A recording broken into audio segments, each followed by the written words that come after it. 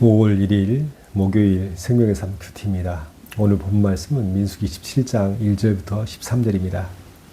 여호와께서 모세에게 말씀하여 이르시되 너는 이스라엘 자손에게 말하여 그들 중에서 각 조상의 가문을 따라 지팡이 하나씩을 취하되 곧 그들의 조상의 가문대로 그 모든 지휘관에게서 지팡이 12를 취하고 그 사람들의 이름을 각각 그 지팡이에 쓰되 레위의 지팡이에는 아론의 이름을 쓰라. 이는 그들의 조상의 가문이 각 수령이 지팡이 하나씩 있어야 할 것임이니라. 그 지팡이를 회막 안에서 내가 너희와 만나는 곳인 증거궤 앞에 두라. 내가 택한 자의 지팡이는 싹이 나리니 그것으로 이스라엘 자손이 너희에게 대하여 원망하는 말을 내 앞에서 그치게 하리라.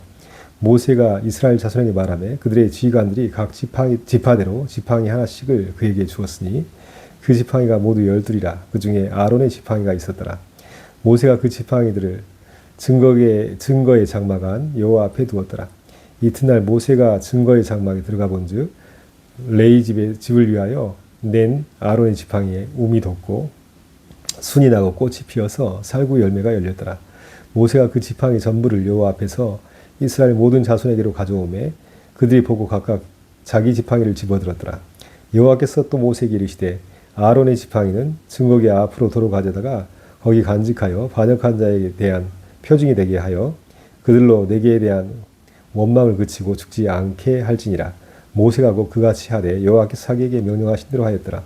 이스라엘 자손이 모세에게 말하여 이르되 보소서 우리는 죽게 되었나이다. 망하게 되었나이다. 다 망하게 되었나이다. 가까이 나아가는 자 곧 여호와의 성막이 가까이 나아간 자마다 다 죽사오니 우리가 다 망하여야 하리이까. 아멘. 하나님께서는 모세에게 명령하여서 각 지파의 수령들의 지팡이를 모아서 여호와의 증거궤 앞에 두라 하셨습니다. 하나님께서 택하신 지파의 지팡이에서 싹이 나게 할 것이라 하셨습니다. 모세는 여호와의 명령에 따라서 각 지파의 수령들의 지팡이를 모았습니다. 그리고 각 지파의 지팡이에 각 수령들의 이름을 적었고 레위 지파는 아론의 이름을 적었습니다. 그리고 그것을 하나님의 명령에 따라 증거궤 앞에 두었더니 이튿날 모세가 가보니 아론의 지팡이에 움이 돋고 순이 나서 꽃이 피고 살구 열매가 맺혀 있었습니다. 하나님께서는 아론이 하나님께 택함 받은 대제사장임을 확증시켜 주신 것입니다. 이렇게 하신 이유는 앞서 16장에서 고라와 그 일당들이 모세와 아론의 권위에 저항하여서 반역을 하였고 심판을 당하였습니다. 또 이스라엘 백성들도 그에 동조하여서 반역을 하였고 하나님의 심판을 당하였습니다. 이 사건을 계기로 실추된 대제사장 아론의 권위를 하나님께서 다시 한번 확인시키고 공표하심으로 이스라엘 백성들이 하나님이 정하신 권위 아래 질서 있는 이스라엘 백성들로 세워주기를 바라셨던 것입니다. 특히 지팡이에 살구꽃이 피고 살구 열매가 맺혔다고 이야기하는데요.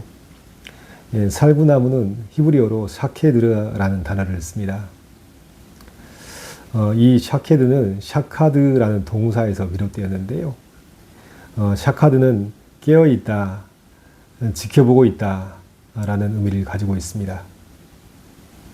따라서 하나님께서 아론의 지팡이에 살구꽃이 피고 살구 열매가 맺힌 것은 하나님이 모든 것을 지켜보고 계시고 늘 깨어서 이스라엘 백성들을 지키신다라는 의미를 가지고 있는 것입니다. 생각해보면 이스라엘 백성들의 모습은 죽은 지팡이와 같은 모습이었습니다. 물고기가 물을 떠나서 살 수 없는 것처럼 하나님 안에서 하나님의 형상에 따라 지음받은 인간은 하나님 안에서 살 때 생명력 있는 삶을 살 수 있습니다. 만약에 하나님을 떠난다면 인간은 죽은 존재가 되어버린 것입니다. 이스라엘 백성들도 하나님께 불순종함으로 죽어있는 지팡이와 같은 존재가 되었습니다. 하나님을 떠나서 스스로 무언가를 해보려고 발버둥 치지만 죽은 지팡이는 생명의 역사를 일으킬 수 없고 죽은 지팡이는 죽은 지팡이일 뿐입니다. 그런데 하나님께서 대제사장 아론을 세우시고 지도자 모세를 세우심으로 이스라엘 백성들에게 생명을 불어넣기 원하셨고, 죽은 지팡이에서 싹이 나고 우미 돋고 순이 나서 꽃이 피고 열매를 맺는 것처럼 하나님의 백성들이 구원을 얻고 생명을 얻어서 열매 맺는 백성 되기 원하셨던 것입니다. 가만히 생각해 보면 이스라엘 백성들뿐 아니라 나의 모습이 하나님 앞에서 죽은 지팡이와 같은 모습이었습니다. 하나님을 알지 못하여서 내 스스로 무언가를 할 수 있다고 발버둥쳤습니다. 또 하나님을 떠나서 무언가를 발버둥쳤지만 역시 내 안에서 선한 것이 없고 내 안에 생명력이 없었습니다. 그러나 예수 그리스도 안에서 하나님께 접붙임 받아서 우리는 하나님이신 생명을 얻고 싹이 트고 우미 돋고 또 꽃이 피고 열매를 맺는 것처럼 하나님의 생명 안에 거할 수 있는 믿음의 사람이 되었습니다. 죽은 지팡이에서 싹이 트고 우미 돋고 순이 나고 꽃 피고 열매를 맺는 역사가 성경 안에서는 여러 군데 나타나 보이는데요. 특별히 에스겔 골짜기를 생각해 봅니다. 하나님께서 에스겔을 마른 뼈가 가득한 골짜기로 인도하셨습니다. 그것은 하나님께 불순종하여서 죄악 가운데 있는 이스라엘 백성들의 처참한 모습이었습니다. 그런데 하나님께서 에스겔에게 말씀하십니다. 인자야, 이 뼈들이 능히 살 수 있겠느냐. 그리고 하나님께서 말씀하실 때 흩어져 있던 뼈들이 각기 제 짝을 찾아서 사람의 형태를 지니게 됩니다. 그리고 하나님의 말씀에 따라서 뼈에 힘줄이 돋고 살이 덮여져서 사람의 모양을 갖춥니다. 그리고 하나님께서 또 말씀하실 때 사방에서 생기가 불어와서 죽었던 마른 뼈들이 살아나서 하나님께서 세우신 지극히 큰 군대가 되었습니다. 죽음에서 생명으로 바꾸시는 하나님의 말씀과 성령의 역사하심을 보여주고 있습니다. 죽은 지팡이에서 싹이 나고 꽃이 피고 열매를 맺는 것은 예수님의 부활로 연결될 수 있습니다. 예수님은 인간의 모든 죄악을 짊어지시고 나무 곧 십자가에 달리셨습니다. 예수님의 죽으심으로 모든 것이 끝나버린 것 같았습니다. 그러나 예수님은 사망 권세를 이기시고 사흘 만에 부활하심으로 영원한 생명의 주가 되셨습니다. 영원한 생명의 주가 되시고 우리의 영원한 대제사장이 되신 예수님을 통하여서 우리는 죽은 자 가운데서 생명을 얻게 되었고, 생명을 얻을 뿐 아니라 꽃이 피고 믿음의 꽃이 피고 믿음의 열매, 성령의 열매를 맺을 수 있는 사람이 되었습니다. 그 모든 것이 죽음에서 우리를 건지시고 예수 그리스도를 통하여서 영원한 생명을 주시고 하나님의 사랑과 은혜 가운데 구원의 역사를 일으키신 하나님의 사랑과 은혜 때문이었습니다. 우리나라의 역사 가운데도 암울한 기억들이 참 많은데요. 1987년도 이한열이라는 대학생이 민주화운동 데모를 하다가 체류탄에 맞고 안타깝게 죽는 일이 벌어졌습니다. 당시에 수많은 청년들이 독재 타도와 민주화를 외치면서 여러 모양으로 죽음에 이를 수밖에 없는 안타까운 상황이었습니다. 그런데 이한열의 죽음을 추모하면서 곡 하나가 나왔는데요. 마른 뼈, 마른 잎 다시 살아나 이 강산은 푸르러 라는 곡이었습니다. 안치환이라는 가수가 허스키한 목소리로 애절하게 마른 잎 다시 살아나 이 강산 푸르러 라는 곡을 불렀는데요. 벌써 40년 가까이 세월이 흘렀습니다. 그 40년 가까운 세월 동안에 그때 그렇게 바라던 민주화가 우리나라 가운데 이루어졌고, 또 국민소득이 작년에 3만 6천 불에 이르렀고, 또 과학기술이 발달해서 그때에 비하면 수많은 과학적 문명의 혜택을 누리고 있습니다.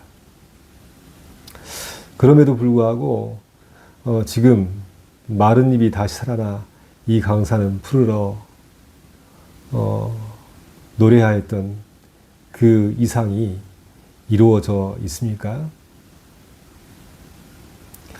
많은 외적인 조건들이 훨씬 더 나아지고 또 민주화가 이루어졌지만 우리는 또 다른 문제에 직면해 있습니다.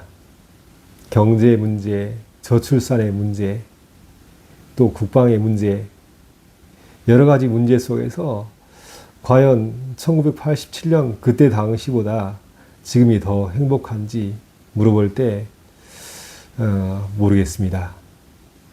더 행복한가요? 인간은 경제가 발전하고 또 외적인 조건이 좋아지고 상황이 변한다고 참된 평안을 찾을 수가 없습니다. 인간은 그 어느 곳에서도 참된 평안을 찾을 수가 없지요. 오늘 본문에서도 하나님께서 아론의 지팡이에 싹을 틔우시고 우미 돋게 하시고 꽃이 피고 열매를 맺게 하셨음에도 불구하고 이스라엘 백성들은 우리가 망하게 되었도다, 다 망하게 되었도다 라고 말하면서 하나님 안에서 두려움과 불안감을 표출하고 있습니다. 하나님은 아론을 대제사장으로 세우시고 아론을 통해서 죽은 지팡이와 같은 이스라엘 백성들을 생명을 살리시고 꽃이 피게 하시고 아름다운 열매를 맺게 하시기를 원하셨습니다. 그럼에도 불구하고 이스라엘 백성들은 이것을 알지 못하고 우리가 망하게 되었도다, 다 망하게 되었도다 라고 불안해하면서 두려움에 떨고 있습니다. 왜입니까? 이스라엘 백성들은 여전히 하나님과의 바른 관계를 회복하지 못했기 때문입니다. 경제적인 조건이 좋아지고 과학기술 문명이 발달하고 그 모든 외적인 조건들이 좋아질지라도 우리가 하나님을 향한 믿음을 갖지 못하면, 하나님과 바른 관계가 회복되지 못하면 우리는 여전한 두려움과 불안감에 떨 수밖에 없습니다. 온 세상을 창조하시고 역사를 주관하시고 인생의 생사화복을 주관하시는 하나님과 바른 관계를 회복하지 못한 인간의 실존은 늘 불안과 두려움에 떨 수밖에 없습니다.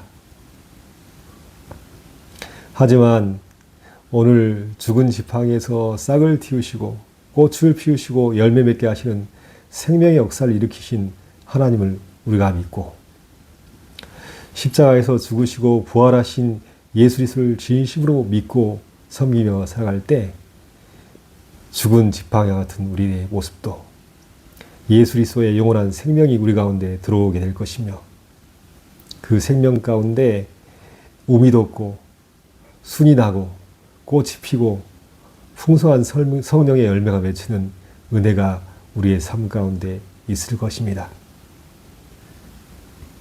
우리의 소망은 죽은 지팡이 같은 나 자신에 있는 것이 아닙니다.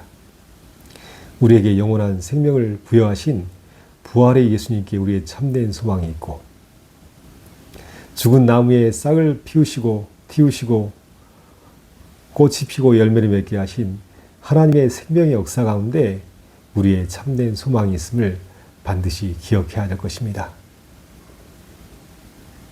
우리에게 구원의 역사, 생명의 역사, 꽃이 피고 열매 맺게 하시는 놀라운 복음의 역사가 오늘도 예수 그리스도를 통해서 우리 가운데 임하여 있음을 기억해야 하겠습니다.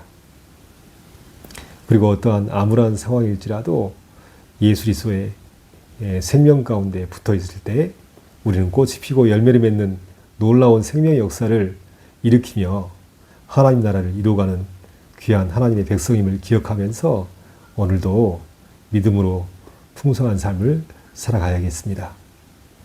이러한 모든 은혜가 말씀을 듣는 모든 분들에게 임하시기를 예수님의 이름으로 축복합니다. 기도합니다. 하나님 아버지 감사합니다.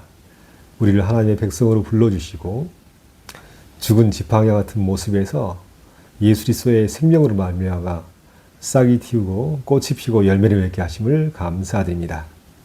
어떠한 절망의 상황 속에서라도 생명의 하나님이 함께 하시고 부활의 예수님이 함께 하실 때 우리는 죽음을 이기고 생명을 얻으며 꽃을 피우고 열매를 맺을 수 있는 믿음의 사람을 기억하면서 예수 그리스도를 의지하며 하나님이 믿는 믿음 가운데 살아갈 수 있도록 역사해 주옵소서.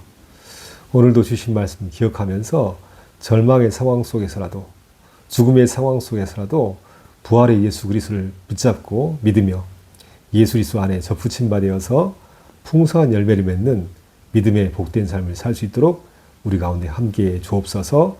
감사드리며 예수 그리스도 이름으로 간절히 기도하옵나이다. 아멘.